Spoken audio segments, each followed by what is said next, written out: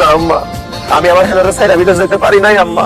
আমার আব্বা যে 5 লাখ টাকা খরচ করে বিদেশ পাঠাইছে, আগামী 2 মাসের মধ্যে তুই আমার এই 5 লাখ টাকা ফেরত দিবি। আমার বাপের 5 লাখ টাকা আমি বুঝা পাইলে তোর কপালে উষ্টা মাইরা আমি তোর সংসার ছেড়ে চলে যাবো। আর আমি যতদিন তোর বাড়িতে থাকবো তুই আমার পাশে ঘুমাইতে পারবি না, আমার হাতের রান্না খাইতে পারবি না।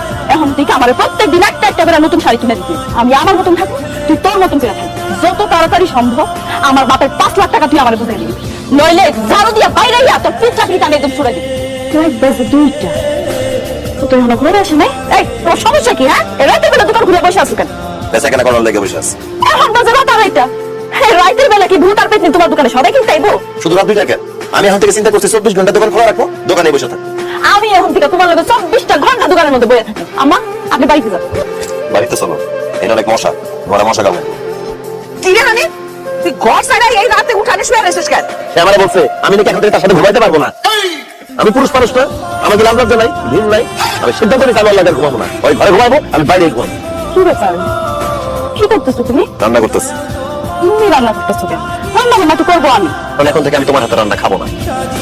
আমি নিজে রান্না নিজে করে খাবো, তুমি আর মা আলাদা রান্না করে খাবো। আমি হলাম তোমার বউ, তুমি আমার হাতে রান্না খাইবে না। শুনো না, তোমার বৌমা সেদিন কি কইছে? আমি তার হাতে রান্না খাইতে পারবো। আমি নাকি তার হাতে রান্না খাওয়ার যোগ্যই না। তাহলে আমি যেদিন হাতে রান্না খাওয়ার যোগ্য হবো সেদিন রান্না খাবো, আপাতত নিজে রান্না নিজে করে নিজে খাইতেছে। এটা তো আমি রাগের মাথায় কইছি না। তুমি রাগের কথা আমার এই কথাটা বলো না।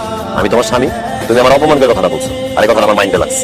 এখানে যা শাড়ি কাপড় দেখতেছো সব তোমার জন্য। একটু শাড়ি কাপড় তুমি আমার লেগে আনতে গেছো কেন? মনে নাই তুমি আমার কইছো বিয়ের পরে কোনোদিন তোমার আমি কোনো শাড়ি কাপড় কিনা দেই নাই। এজন্য আজকে সকালে ঘুম থেকে মার্কেটে গেছি, 32টা শাড়ি কাপড় নিয়ে এসেছি। তোমার কাছে তো টাকা পয়সা নাই, তুমি এতগুলা শাড়ি কিনা টাকা কই পাইছো?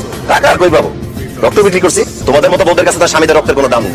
তোমাদের কাছে দামি হলো নতুন নতুন সকাল্লা, নতুন নতুন শাড়ি কাপড়, নতুন নতুন গহনা। তাই আমি আমার কম দামি রক্ত বেচা তোমার জন্য নতুন শাড়ি কিনে নিয়ে আসলাম।